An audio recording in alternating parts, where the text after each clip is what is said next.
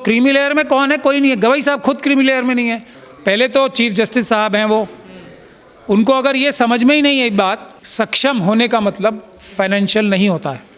सक्षम होने का मतलब बड़े ओहदे पे आना नहीं होता है। सक्षम होने का मतलब होता है कि जब आदमी बराबरी पे आ जाए। चीफ जस्टिस साहब खुद तो बराबरी पे आए नहीं हैं अभी तक। आ गए क्या? जिस व्यक्ति ने जूता मारा था उसने क्या कहा था पलट के कि ये जूता सिर्फ और सिर्फ चीफ जस्टिस साहब के लिए, दूसरे जज साहब जो कि उनसे हायरार्की में नीचे हैं उनके लिए नहीं है। बराबरी उनको हासिल हो जाएगी जिस दिन, उस दिन मैं उनकी बात का समर्थन करूंगा। उससे पहले उनके पिताजी को भी बराबरी हासिल नहीं हुई। खुद बाबा साहब डॉक्टर भीमराव अंबेडकर के लिए आज लोग मूर्तियां तोड़ने के लिए लाइन लगाए फिरते हैं, तो बराबरी की क्या बात कर रहे हो आप? ये और दूसरी बात, अगर वो बाबा साहब के संविधान को और उनके रिजर्वेशन के कॉन्सेप्ट को आज तक समझ ही नहीं पाए तो मुझे दुख है, वो न्यायविद नहीं है, वो बिल्कुल न्यायविद नहीं है। किस लिए होता है रिजर्वेशन? बराबरी हासिल करने के लिए। और बराबरी का क्या है, मैंने अभी आपको एग्जांपल दे ही दिया। लेकिन इंदिरा साहनी वाला जो जजमेंट है उसको एक वो बनाया जा रहा है बेस की, अगर ओबीसी के लिए क्रीमी लेयर है तो फिर एससी एसटी के लिए भी होना चाहिए। देखिए ये फैसला क्रीमी लेयर, देखिए ओबीसी का जो रिजर्वेशन है वो किसी और वजह से, हम लोग अपने बेसिस भूल जाते हैं ना। जो रिजर्वेशन का कॉन्सेप्ट बाबा साहब डॉक्टर भीमराव अंबेडकर ने दिया था वो अनटचेबिलिटी के बेसिस पे था। अगर हम संवैधानिक सिस्टम में जाएं तो आर्थिक आधार पे नहीं है। आर्थिक आधार पे जो बात करता है वो झूठ बोलता है ना। मैं आर्थिक आधार क्या, गवई साहब के पास पैसे कम हैं? बताओ आप। जिसने जूता मारा था उनके, उससे तो कम से कम ज़्यादा ही पैसे होंगे कि नहीं होंगे? बता दीजिए आप मुझे। कई गुना ज़्यादा होंगे ना। तो फिर वो क्रीमी लेयर में आ जाएंगे। जिस दिन गवई साहब क्रीमी लेयर में आ गए, मैं उनकी बात का समर्थन करने लगूंगा। जिस दिन किसी व्यक्ति की जिसने जूता मारा उसको फांसी पे चढ़ाने का ऑर्डर कर देते, वो नहीं कर पाए ना, मन में थोड़ी होगा उनके ना कर पाना। किस दबाव में आके उन्होंने उसे माफ़ किया? माफ़ नहीं किया। वो उन्हें पता था कि मैं उसका कुछ नहीं बिगाड़ पाऊंगा, बल्कि मेरा और ज़्यादा नुकसान होगा। उसको ये पहली घटना थी। उससे पहले क्या नहीं हुआ? जब वो महाराष्ट्र गए थे, होम स्टेट था, जानबूझकर उनको प्रोटोकॉल नहीं दिया गया कि तुम्हारी ये औकात है, ये बताने के लिए। इससे ज़्यादा गंदा और घिनौना काम कुछ नहीं हो सकता था। उन्होंने तब भी कुछ नहीं किया, जूता खाने के बाद भी कुछ नहीं किया।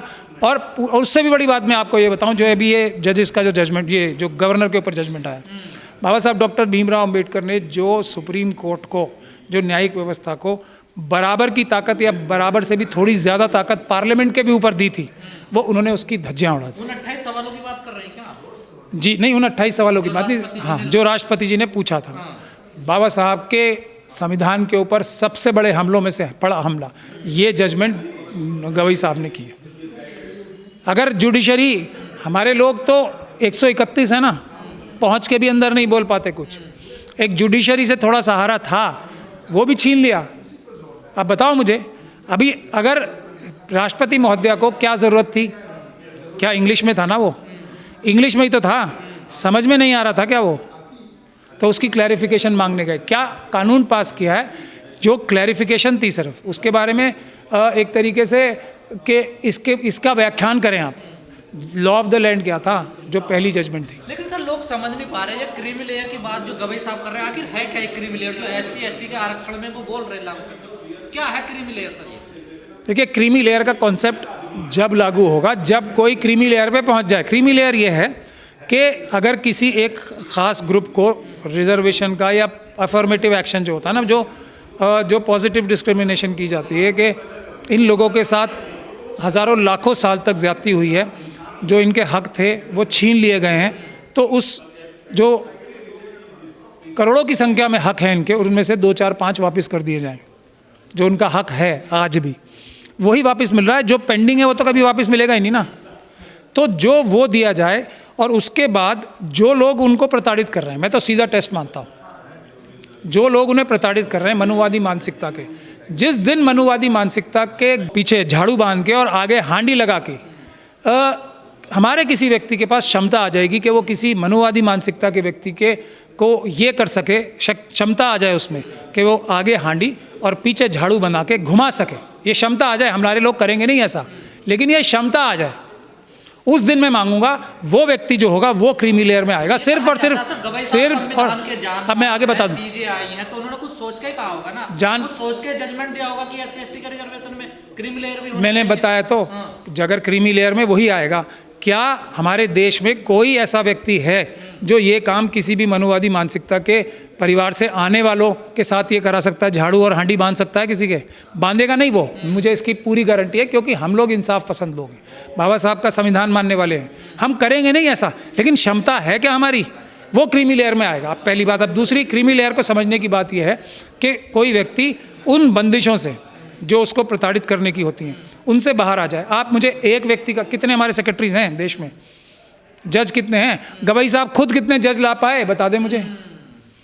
तो क्रीमी लेयर में कौन है? कोई नहीं है। गवई साहब खुद क्रीमी लेयर में नहीं है, राष्ट्रपति महोदय खुद क्रीमी लेयर में नहीं रहे। हमारे यहाँ जो राष्ट्रपति तक के पद पे रह लिए हैं वो क्रीमी लेयर में नहीं आ पाए। तो ये तो क्या गवई साहब अब अगर क्रीमी लेयर में जो नहीं है उसको वो सारे अधिकार मिलने चाहिए ना, जब तक वो ना हो जाए, जब तक इंसाफ और बराबरी ना आ जाए, जब तक हर एक अनटचेबल के पास ये ताकत ना आ जाए जो मैंने अभी बताई है, जब तक क्रीमी लेयर आ ही नहीं सकती। तो गवई साहब क्या दूसरी भाषा में ये कहना चाह रहे हैं कि आर्थिक आधार पे हो जाना चाहिए रिजर्वेशन SC/ST का भी? नहीं, क्रीम का मतलब क्रीमी लेयर को क्रीम ही है ना सर, देखिए कि क्रीम को बाहर निकाल दिया जाए SC/ST में से, रिजर्वेशन से बाहर कर दिया जाए, बाहर निकाल दिया जाए, ताकि वो दूसरे लोगों में बराबर से बट सके।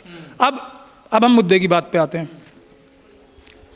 अगर ये ईमानदारी से, अगर ये पूरी ईमानदारी के साथ ये कार्य किया जाता, तब भी मैं इसकी चलो कह लेता कि गलती कर रहे हैं, अपराध नहीं कर रहे। जो अब किया जा रहा है ना वो अपराध है, गलती नहीं है। तो उसका ये हो सकता था जी, जो लोग इतने सक्षम हो गए कि उनको अब रिजर्वेशन की ज़रूरत ही नहीं रही, उनको और उनके पूरे आने वाली पीढ़ियों को, ठीक, ये बुनियादी बात है, उनको और उनकी आने वाली पीढ़ियों को रिजर्वेशन की कोई आवश्यकता नहीं रह गई। वो और उनकी पीढ़ियाँ अपने आप में सक्षम हो गई।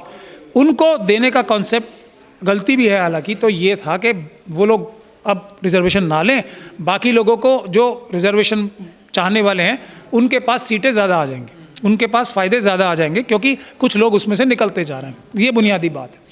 लेकिन क्या जो हक है वो क्या मिल रहा है? आज भी क्रीमी लेयर की तो बात छोड़ दीजिए, किसी जो क्रीमी लेयर में हैं वो क्या रिजर्वेशन का बेनिफिट उठा पा रहे हैं? जो क्रीमी लेयर में सो कॉल्ड ये बताते हैं, फ्रॉडुलेंट जो क्रीमी लेयर बताते हैं ये लोग, गवई साहब जैसे लोग, वो क्या रिजर्वेशन का बेनिफिट ले पा रहे हैं? सेक्रेटरी बन पा रहे हैं? प्रमोशन इन जो रिजर्वेशन प्रमोशन में है वो हासिल कर पा रहे हैं? क्या वो है नॉट फाउंड सूटेबल को ख़त्म कर पा रहे हैं? क्या बैकलॉग ख़त्म हुआ आज तक? अभी एक सबसे बड़ा एग्जाम्पल था ना, उसके बाद जो हमारे जो वाल्मीकि समाज के लोग थे और दूसरे समाजों के लोग थे, वो कितना बाकी समाजों से लड़ाई कर रहे थे, वर्गीकरण वाले मामले में लड़ाई कर रहे थे ना। मैंने तब एक बात कही थी, मैं खुद इस बात का समर्थन करूंगा, लेकिन 6 महीने बाद, साल भर बाद हम दोबारा बात करेंगे। क्या आज हमारे वाल्मीकि समाज को और दूसरे समाजों को वर्गीकरण के लिए जो बाकी अपने समाज के हिस्सों को लड़ रहे थे या कड़वी बातें बोल रहे थे, उनको वर्गीकरण का इतना सा भी फायदा हो गया? आज तो पछता रहे हैं वो लोग। बस तो हम लोग वही बात बता रहे थे, अगर उनको इतना सा भी फायदा होने का कोई भी गुंजाइश होती तो मैं सबसे बड़ा समर्थक होता। लेकिन मुझे पता है मंशा क्या है, आपस में हमें लड़ा के जो अभी तक भी मिल रहा है ना, जो कि इतना सा मिल रहा है। आप मुझे ये बताइए, हमारी पोस्ट जो 15% रिजर्वेशन है वो मिलती कितनी है? 2% भी रिजर्वेशन नहीं मिलती है पूरे समाजों को।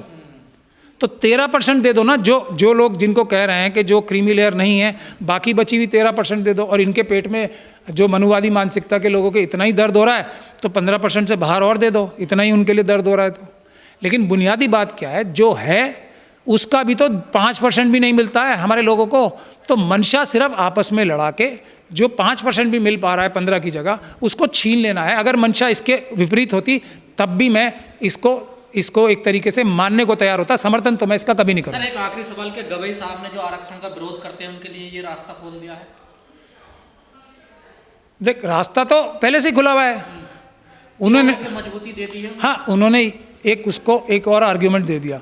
और इसीलिए ज़रूरी है कि गवई साहब की इन बातों की जितनी समाज के लोग निंदा करें वो कम है। हमें बताना है कि ये हम में से नहीं है, क्योंकि ये बात कर रहे हैं, ये अम्बेडकरवादी ही नहीं है।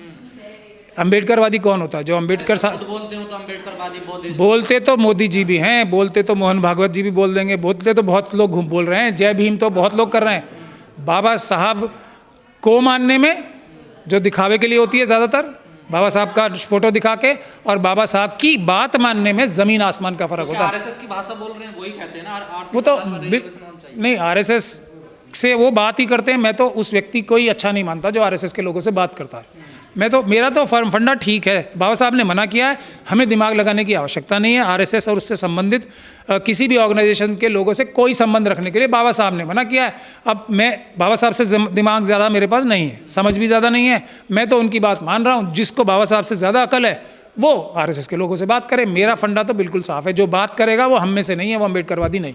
सीजेआई गवई साहब के इन फैसलों ने और उनके दूसरे क्रियाकलापों ने शेड्यूल कास्ट शेड्यूल ट्राइब समाज की ख़ास तौर पे गर्दन एक के बाद एक बार काटी है।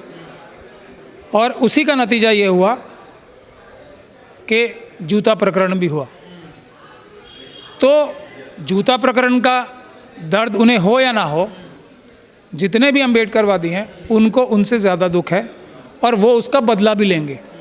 जो लोग इस तरह की बुज़दिली का मुजाहरा करते हैं वो मनुवादी मानसिकता को और बढ़ावा देते हैं कि तुम उसी समय में वापस चले जाओ जब तुम्हारी पिटाई होती थी, तुम्हारे सर पे जूते रखे जाते थे, तुम्हें मारा जाता था, और तुम क्या कहते थे, हम माफ़ करते हैं, या हम पहले तो ये होता था ना कि SC ST पर जो सक्षम हो गया उसको तो आरक्षण छोड़ देना चाहिए ना, यही तो कह रहे हैं गवई साहब की। इसमें गलत क्या है? जो सक्षम हो गया उसको छोड़ देना चाहिए। ये हमारा अंदरूनी मामला है। और सक्षम कौन हो जाता है?